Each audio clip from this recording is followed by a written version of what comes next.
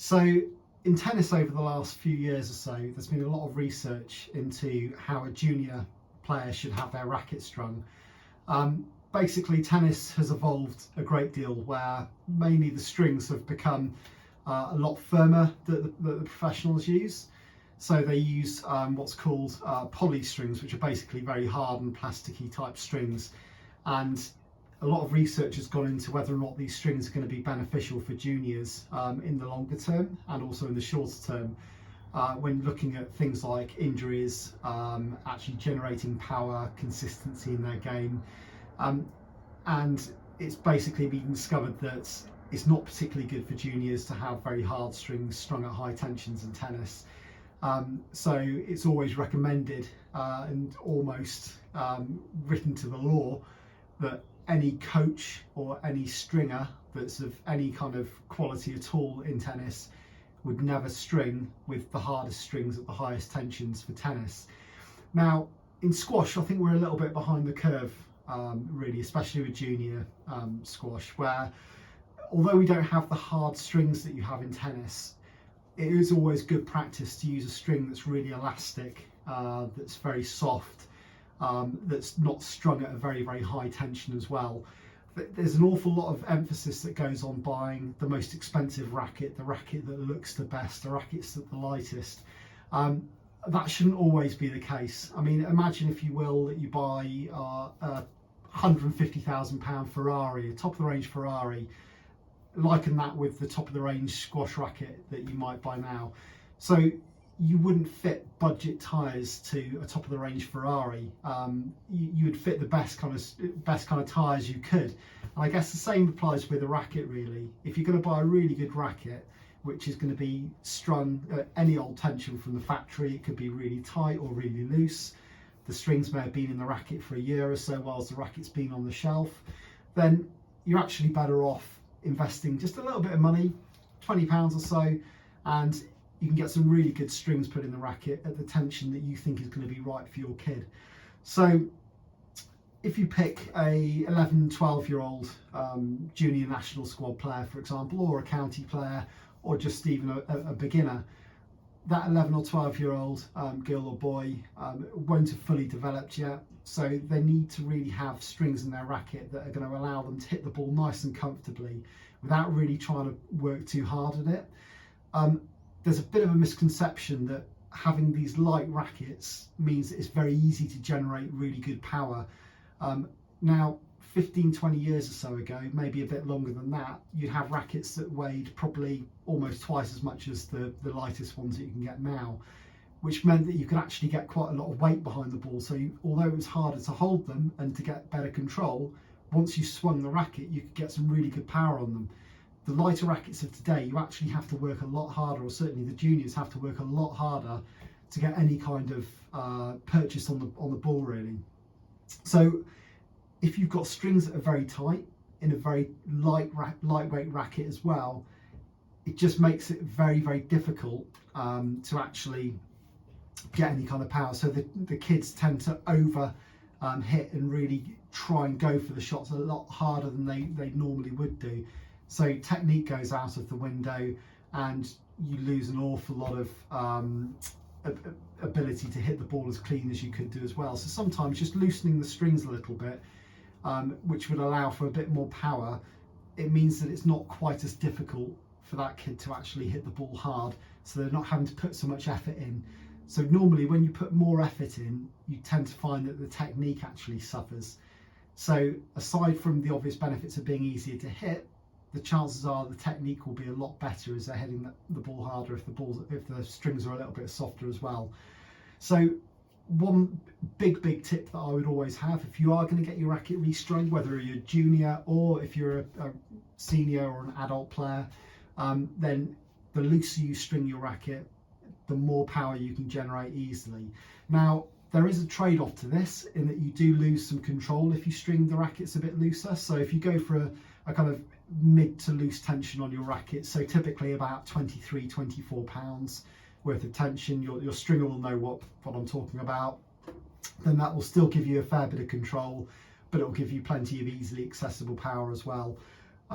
a lot of the professional players now are actually starting to bring the tension down on the rackets, because they realise that they actually don't have to work quite so hard to hit the ball and generate that pace. So most professional squash players now will be somewhere between 23 and 27 pounds worth of tension. So I think, as we've spoken about rackets becoming an awful lot lighter now, there is one thing that I would say about light rackets. The head speed is very good, so it is easy to swing the rackets, which is a good thing for the juniors. But as I did mention, generating power is quite difficult. So one thing which you can do as somebody buying a racket is maybe try to set an upper and lower limit for the weight. And you can buy rackets which are 90 grams now, which is super light. I know Racket do one. That might suit some players very, very well, because they can get loads of racket head speed through it. So that could suit you. But I would personally recommend for juniors somewhere between 110 grams to about 125 grams, or maybe even 130, 135 grams.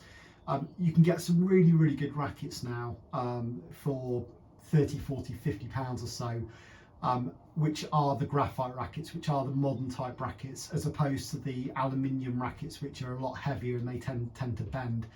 So get yourself a nice racket, 30, 40, 50 pounds, and have a look at the strings, play with it a bit. If you're an adult and you've got a junior player, maybe have a little hit with the racket yourself and think to yourself, are those strings really loose or are they really tight? And if they feel quite tight to you, imagine how they're going to be to your kid, your son or daughter who's actually playing.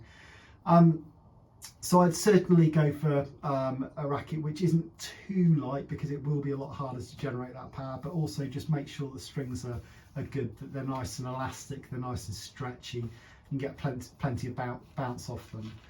Whilst we're at it as well, one of the main reasons for people actually breaking strings, especially juniors, is mishits. So a mishit is where you hit the ball in an area that you wouldn't ideally hit it. So instead of hitting the ball in the sweet spots, or in the centre, pretty much the centre of the string bed, you hit the ball around the frame. So we've all seen the rackets where they've got the rubber marks around the frame. This is normally because the ball hasn't been hit cleanly in the middle of the string bed. So the most common cause of actually breaking strings is through mishits.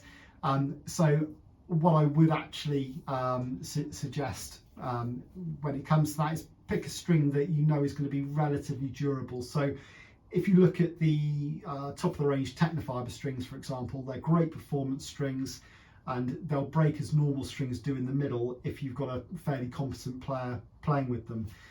If you just string if you put Technofiber strings, such as the green Technofiber strings, which a lot of the pros use, into a junior's racket who hasn't necessarily got the ability of some of the more senior players or some of the more experienced players playing in and around them, then what you may find is they start to break the strings around the frame of the racket as opposed to in the middle naturally.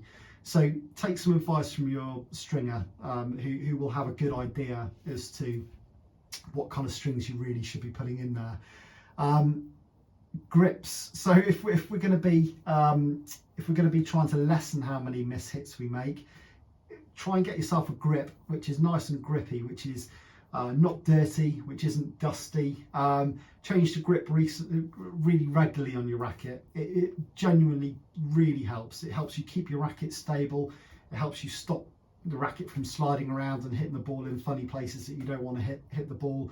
And also, when we look at COVID, when we look at lockdown, it's also really good to have a grip that's nice and clean and fresh, and that isn't covered in germs and all sorts of other bits and pieces. So perhaps one of the first things you do when you get back on a squash court would be to actually change that grip in the first place. And again, if you're not comfortable in changing that grip, especially for the junior players, then there'll be plenty of people around who love putting on grips, who love doing that type of stuff. I mentioned previously about the research that happens within tennis when they look at the harder strings for juniors, and how it's frowned upon now for stringers and coaches to string juniors' rackets with really hard strings at high tensions. One of the most obvious injuries that players can get in tennis is tennis elbow. I think a lot of adults will have received some form of tennis elbow at some point in their life. But it's certainly in squash, again, I suffered from tennis elbow when I was a bit younger, when I was a junior, because I was trying to leather the ball, I was trying to hit the ball as hard as I could. But also there are lots of other injuries which you can get as well. So when you try to overexert yourself, when you try to hit the ball too hard, sometimes, as I mentioned before, technically you lose a bit of your form and function. So when you're really trying to swing hard, what you might find is you actually end up damaging your hips, your knees, your ankles, all sorts of things, because you're overexerting on yourself, twisting your ribs, hurting your shoulder, lots of different things that you can actually be doing. So it's really actually worthwhile just thinking about that, having it in the back of your mind. And one thing we don't know at the moment is what the effects of all the juniors using really light rackets now and hitting the ball so hard, and some of them having the strings strung really tightly. What we don't know is what those kids are going to be like in 20 years. So we know with a lot of adults at the moment that they get bad knees, they get bad hips, they get bad backs through playing squash. I think the coaching that any player gets now from their coach, from their PE teachers at school, the coaching and the training, the flexibility and all the stretching, all that stuff is so much better than it was 20, 30, 40, 50 years or so ago. So I'm reasonably confident that there's a lot of players now who are juniors that in years to come will be in much better physical condition than perhaps I may be in with dodgy knees, just because that side of it's been ironed out. What we don't know with these lighter rackets, with kids having to really try and put more weight on the ball now, what we don't know is how their elbows are going to be, how their shoulders are going to be, how their hips are going to be. We don't know what the other effects are going to be. So all I can do is just try and give some advice on just trying to loosen things up a little bit, make sure that it's as comfortable as possible and as easy as possible for the kids to hit the ball. There are plenty of good stringers around. I mean, I'm always here to talk to if anybody wants to chat to me.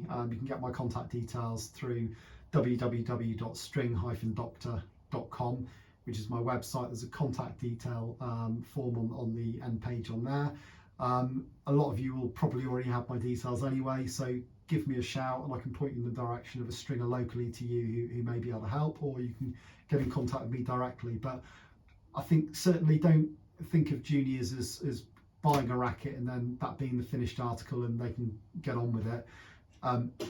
Decent players, professionals, most players, they will now just rip the strings straight out of a racket when they get it from the factory, when it's sent to them, because they know that the strings in the rackets and the way it's been strung isn't going to be as good as what a qualified or what a decent stringer can actually do with it. So it doesn't cost a fortune, but it's always good to have a bit more knowledge on what you're doing. Anyway, I hope you found this useful, and no doubt I talk a little bit too much sometimes, but anyway, thank you very much.